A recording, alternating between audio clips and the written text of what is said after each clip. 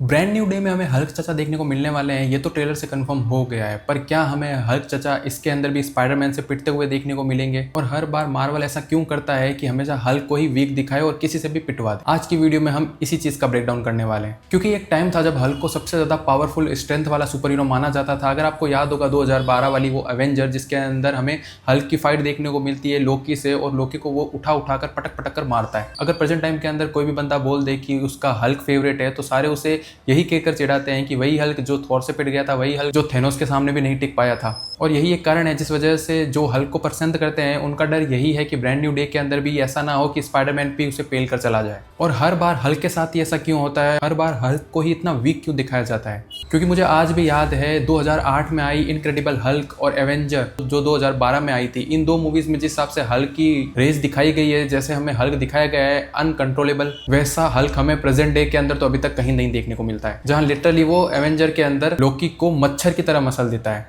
और यही चीज हमें कॉमिक्स में भी देखने को मिलती है, जहां हल्क को स्ट्रॉन्गेस्ट ऑन देयर कहा जाता है, क्योंकि एक्चुअली के अंदर हल्क की पावर ही इतनी हाई लेवल सेट की गई है कि उसकी रेज को कंट्रोल करना किसी आम सुपर हीरो के बस की बात ही नहीं है। और यही सेम चीज हमें देखने को मिलती है एवेंजर की अगली मूवी में एज ऑफ अल्ट्रॉन में, जहां हमें हल्क वापस से बेकाबू होता हुआ देखने को मिलता है। वहां पर आयरन मैन भी आता है उसे फाइट करने के लिए, और आयरन मैन को एक नया सूट चाहिए होता है हल्क से लड़ने के लिए। और वो जो फाइट हमें देखने को मिलती है ना, वो पीक देखने को मिलती है, जहां पर हल्क जिस हिसाब से जिस रॉ तरीके से लड़ता है ना आयरन मैन से, भाई साहब एकदम चुम्बेश्वरी चीज लगती है। और एज ऑफ अल्ट्रॉन ही लास्ट ऐसी मूवी होती है जहां पर हमें हल्क उस लेवल पर लड़ाई करते हुए देखने को मिलता है, उस लेवल पर उसकी रेस देखने को मिलती है। और उसके बाद तो 2017 में आती है थॉर रैग्नारोक, जिसके अंदर हमें थॉर वर्सेस हल्क देखने को मिलता है, जिसके अंदर हल्क को थॉर बहुत ही इजीली हरा देता है। और उस मूवी के अंदर हमें कहीं ना कहीं Hulk as a funny character भी देखने को मिलता है, चाइल्डिश कैरेक्टर भी देखने को मिलता है, जिसके अंदर हल्क वो वाला हल्क नहीं होता है जो हमें एक्चुअली में देखना होता है। हाँ, अगर आप उस लास्ट सीन की बात कर रहे हो जहां पर ब्रूस बैनर ऊपर से कूदते हैं और बाद में हल्क बनते हैं, तो वो तो ऐसे जबरदस्ती थोपा गया है ऐसे लगता है।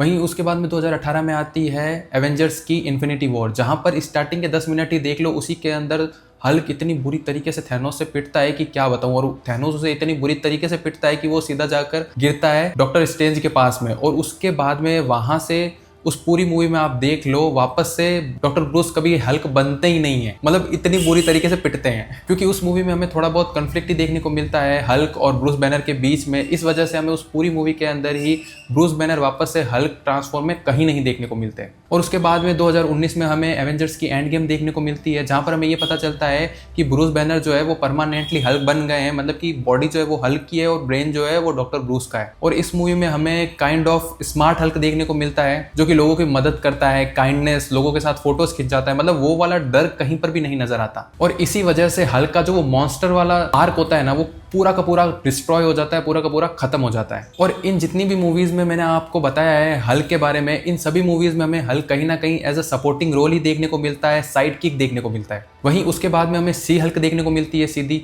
पर लेकिन सी हल्क की मैं बस इतनी ही बात करूंगा कि उसके अंदर हमें हल्क एज अ जोक देखने को मिलता है। और अब बहुत टाइम बाद वापस से हल्क हमें वापस से उस टाइमलाइन में देखने को मिलने वाला है, जहां पर कहीं ना कहीं हल्क का भी अपीयरेंस अच्छा खासा होगा। और इस ब्रांड न्यू डे के ट्रेलर के अंदर लोग ये बोल रहे हैं कि हल्क हमें ग्रे देखने को मिलेगा, स्वैग हल्क देखने को मिलेगा। मेरा बस इतना ही मानना है, हल्क को चाहे आप ग्रे बनाओ चाहे आप ग्रीन बनाओ, हल्क को ऐसा बनाओ जहां पर वो अनकंट्रोलेबल लगे, उसकी रेंज बहुत हाई हो, और उससे अगर किसी की फाइट हो तो ऐसा लगे कि हाँ भाई ये हल्क वही मॉन्स्टर वाला ही हल्क है। पर लेकिन ब्रांड न्यू डे के ट्रेलर को देखने के बाद में एक और चीज ये रियलाइज होती है मुझे कि इस ट्रेलर के अंदर भी कहीं ना कहीं विलन जो है अपना वो हल्क को कंट्रोल करेगा, और हल्क को कंट्रोल करने के बाद में वो स्पाइडर के पीछे जाएगा, और हो सकता है कि स्पाइडर भी एक बार के लिए उसे बहुत ही अच्छे से धूल चटा दे। और अब बात करते हैं कि मार्वल ऐसा कर क्यों रहा है, क्योंकि जिस हिसाब से हमने इनक्रेडिबल हल्क देखी थी, वहां से लेकर यहाँ तक का जो हल्क का आर्क है ना, वो बहुत डाउनग्रेड चलता है। अब मार्वल ऐसा क्यों कर रहा है, इस पे बात करते हैं। तो मुझे पर्सनली ऐसा लगता है कि हल्क जितना पावरफुल है ना, उसे अगर उतना दिखा दिया जाए ना, तो आसपास के जो सुपर हीरोज देखने को मिलते हैं वो कहीं ना कहीं उसकी सेट के अंदर छुप जाएंगे। वहीं अगर आपने गौर किया होगा कि 2008 के बाद में इनक्रेडिबल हल्क जब बनी थी, उसके बाद में अभी तक हल्क की कोई भी सोलो मूवी नहीं रिलीज हुई है। इसका मतलब, इसका मेन कारण ये भी है क्योंकि इसके जो डिस्ट्रीब्यूशन राइट है वो यूनिवर्सल स्टूडियो के पास है, मार्वल स्टूडियो के पास में नहीं है। इसलिए मार्वल स्टूडियो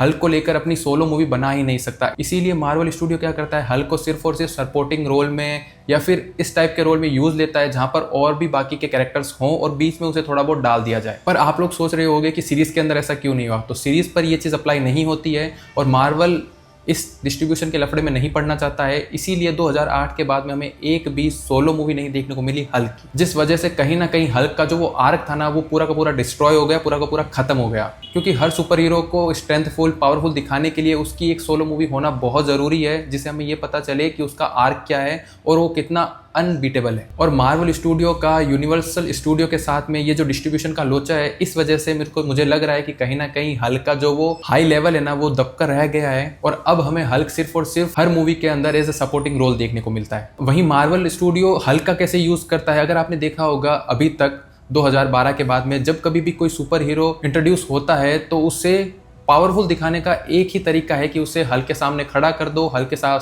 के साथ फाइट कर दो और हल्क को कहीं ना कहीं कमजोर दिखाकर उसे हरा दो, जिससे लोगों को ये लगता है कि भाई हल्क को इसने हरा दिया है तो आप समझ सकते हो कि ये नया हीरो जो आया वो कितना पावरफुल होगा। अब मैं ये सोच कर हैरान हूँ, कहीं ऐसा दिन भी ना देखने को मिले कि सांची के साथ भी हल्क को देखने को मिले और सांची भी हल्क को हरा दे। होने को कुछ भी हो सकता है मार्वल स्टूडियो में, और ये फॉर्मूला ही मार्वल स्टूडियो अभी तक यूज करता आ रहा है हल्क के साथ में। बाकी इस वाले फॉर्मूले से आप लोग कितना सहमत है कमेंट में जरूर से बताना।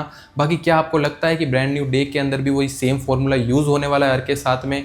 क्या हमें हल्क वही स्वैग हल्क इनक्रेडिबल हल्क वाला ही हल्क देखने को मिलेगा या फिर नहीं? इसके बारे में भी कमेंट करना, और ये वीडियो कैसी लगी इसके बारे में भी आप बता सकते हो। बाकी मैं आपसे मिलता हूँ नेक्स्ट वीडियो में, तब तक के लिए टाटा एंड बाय बाय।